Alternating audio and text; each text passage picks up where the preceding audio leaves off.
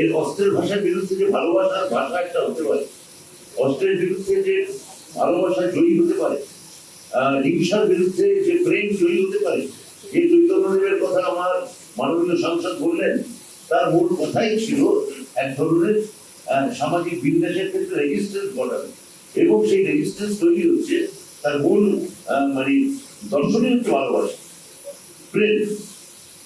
তো request help, এই যে বিষয়টা, এটা তো বিজেপি বুঝবে না।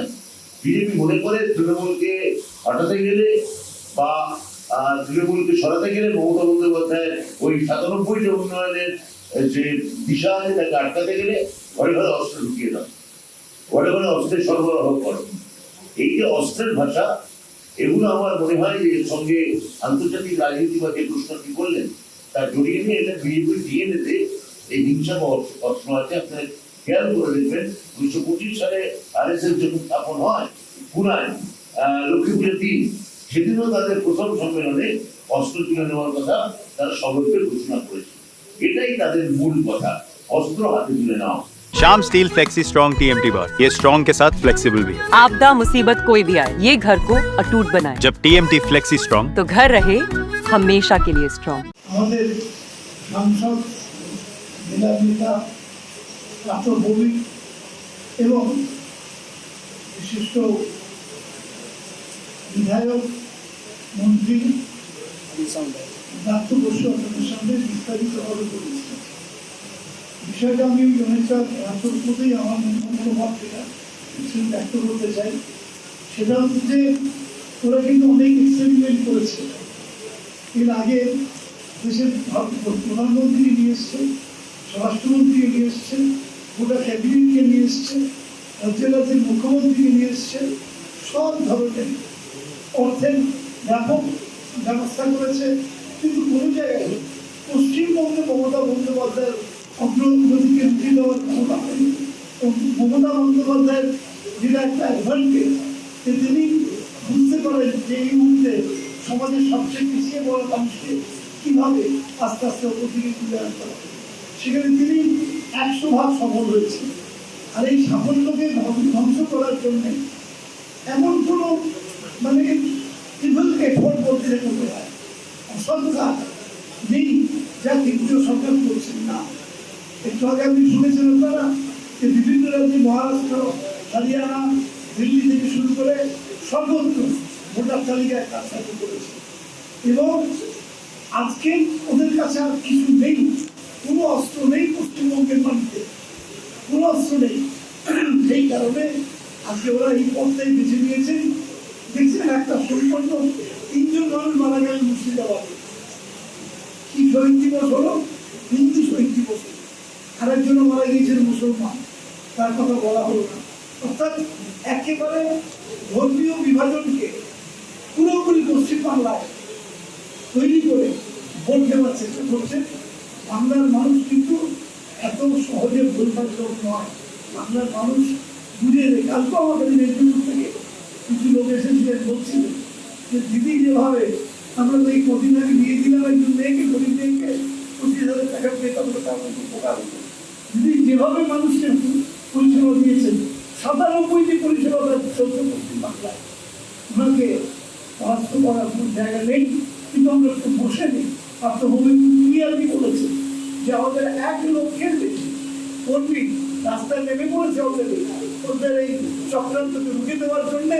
ওদের আর কোনো রাস্তার মধ্যে একটা মেরুকরণ ধর্মীয় আর একটা হচ্ছে ভোটার লিস্ট কারচুপি।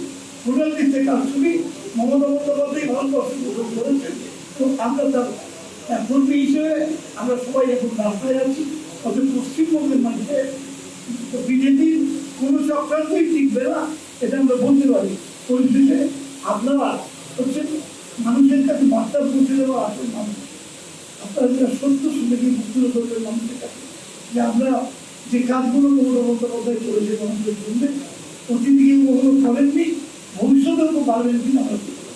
৩-৪ মাসের মধ্যে হওয়া বিধানসভা নির্বাচন দুটোর ভোটার তালিকার মধ্যে পার্থক্য করলে দেখা যায় যে ৪ মাসে ৩৮ লক্ষ নতুন ভোটারের নাম মহারাষ্ট্রের ভোটার তালিকায় ঢুকেছে। 2024 লোকসভা নির্বাচন তার 6-7 মাসের মধ্যে দিল্লি বিধানসভা নির্বাচন ভোটার লিস্টে তারতম্য করলে দেখা যায় যে 6 মাসের মধ্যে 4 লক্ষ নতুন ভোটারের নাম উঠেছে এবং সেখান থেকেই বাংলার মাননীয় মুখ্যমন্ত্রী তিনি তার বিভিন্ন সোর্স মারফত এবং তার রাজনৈতিক দূরদৃষ্টি দিয়ে তিনি অনুধাবন করেন যে এর মধ্যে নিশ্চয়ই কিছু পরিকল্পনা এবং সেই সূত্র ধরেই তিনি নেতাজি স্টেডিয়ামে নাম ধরে ধরে ঘোষণা করেন যে তাদের নাম কোথায় আছে। বাংলার মাননীয় মুখ্যমন্ত্রী মমতা বন্দ্যোপাধ্যায় স্বচ্ছ ভোটার তালিকা চান।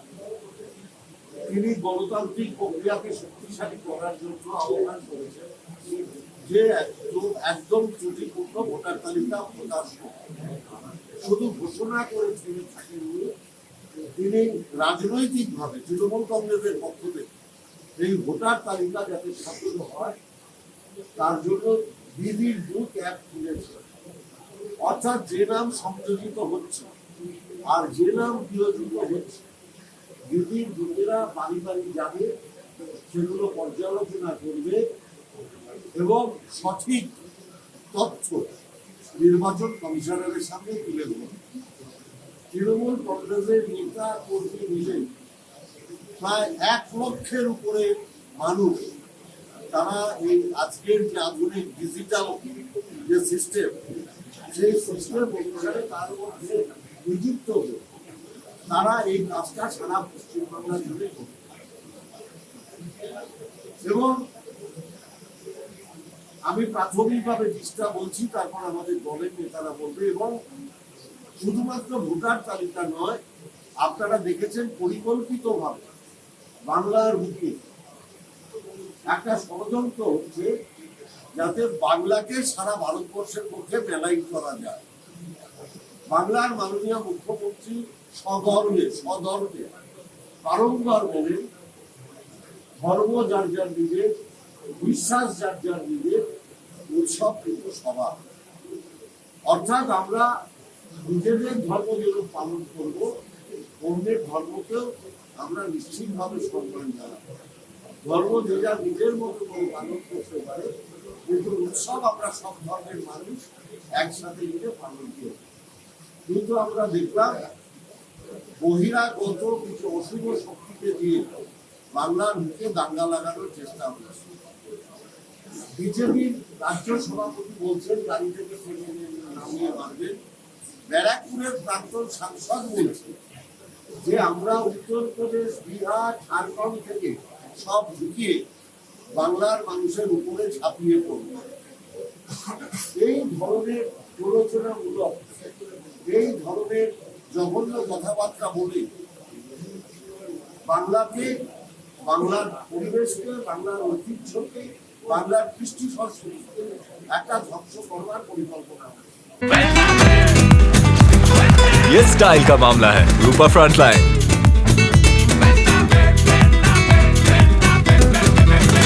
দেখুন, এই পোলারাইজেশন বাংলার মধ্যে চলবে। বাংলার মাটি হচ্ছে চৈতন্য দেবের মাটি, যেখানে তিনি হরে কৃষ্ণ গান গিয়েছিলেন আর যমন বিন্দাস তার পাশে বসে পরিবার দিয়েছিলেন। এই বাংলার মাটিতে রামকৃষ্ণদেব বলেছিলেন যত মত তত পথ। কারণ আপনারা সবাই অবগত আছেন, দক্ষিণেশ্বরের ব্রাহ্মণ পণ্ডিত 7 দিনের জন্য দক্ষিণেশ্বরের পাশের মাজারে ঘুরে আসার পর এসে বলেছিলেন, আমি দেখলাম, আমি মাকেও ডাকি, মা সবার মঙ্গল করো, ওরাও আল্লাহকে ডাকে, আল্লাহ সবার মঙ্গল করো। আমি কোনো পার্থক্য খুঁজে পেলাম না। রামকৃষ্ণদেব বললেন যত মত তত পথ। বিবেকানন্দ বললেন জীবে প্রেম করে যেই দল সেই দল সেই সব। মানুষের সেবা করার মধ্যে দিয়ে ধর্ম পালন করা যায়, এটা সেই বাংলার মাটি। আর যারা হিন্দুদের কথা বলছে, বাংলায় হিন্দুদের সর্বশ্রেষ্ঠ উৎসব হচ্ছে দুর্গোৎসব। 42,000 দুর্গাপুজো কমিটিতে হিন্দু ধর্ম পালন করার জন্য মমতা ব্যানার্জি 85,000 টাকা গতবার দিয়েছে, এইবার ঘোষণা করেছেন 1 লক্ষ টাকা। আপনি হ্যাঁ, এবার আপনি আমি আপনারা দেখেছেন যে হিন্দু ধর্ম যাতে 42,000 পুজো কমিটিকে সামনের বার 1 লক্ষ টাকা করে দেবে, আপনি কোথাও দেখাতে পারবেন হিন্দু ধর্ম পালন করার জন্য যোগী আদিত্যনাথ সরকারি কোষাগার থেকে রাম পুজো করার জন্য টাকা দিচ্ছে? আপনি দেখাতে পারবেন মহারাষ্ট্রে গণেশ পুজো করার জন্য বিজেপির মুখ্যমন্ত্রী সরকারি কোষাগার থেকে টাকা দিচ্ছে? আপনি দেখাতে পারবেন গুজরাটের বুকে সরকারি তহবিল থেকে টাকা দিয়ে ছট পুজোয় টাকা দেওয়া হচ্ছে? এরা মুখে হিন্দু ধর্মের কথা বলে, কিন্তু মানুষ হিন্দু ধর্ম পালন করার জন্য তাদের সুবিধার ব্যবস্থা করে দেয় না, যেটা মমতা ব্যানার্জি বাংলার থেকে দিচ্ছে। 42,000 পুজো কমিটিকে আর্থিক অনুদান দিয়ে তাদের হিন্দু ধর্ম পালন করার সুযোগ করে দিচ্ছে। মমতা ব্যানার্জি কালীঘাট, দক্ষিণেশ্বর, তারকনাথ, তারাপীঠ, কঙ্কালীতলা সারা পশ্চিমবঙ্গ ব্যাপী মন্দিরের উন্নয়ন করেছে। এমনকি আমাদের ব্যারাকপুরে এসে বড়মার মন্দিরে মমতা ব্যানার্জি তার অবদান রেখে গেছে। আর বিধায় জগন্নাথ দেবের মন্দির সারা ভারতবর্ষের মানুষ জানে। তাহলে মমতা ব্যানার্জির এই বাংলায় এসে কেউ হিন্দু করে হিন্দুদের আলাদা করে দিতে পারবে না, কারণ বাংলায় বসবাসকারী হিন্দুরা জানে মমতা ব্যানার্জির রাজত্বে একটাই স্লোগান, ধর্ম যার যার নিজের, উৎসব সভা। আমার এখানে যখন গঙ্গাসাগর হয় মমতা ব্যানার্জি দুবার সাগে থেকে তার পিছনে পড়ে থাকে, যাতে পুণ্যার্থীরা ঠিকমতো তারা পূর্ণ করতে পারে, তাদের জন্য অসুবিধা না হয়। আমাদের এখানকার যোগী আদিত্যনাথের যেখানে কুম্ভমেলার মতো নয়, সেখানে হাজার হাজার মানুষ তাদের মৃতদেহে খোঁজ পাওয়া যায়। ধর্ম পালন করতে গিয়ে মারা যায়, তারা যাতে ধর্ম পালন করতে পারে তার জন্য সুচারু ব্যবস্থা করে না যারা মুখে হিন্দু ধর্মের কথা বলে। সেই যোগী আদিত্যনাথের থিওরি এখানে চলবে না।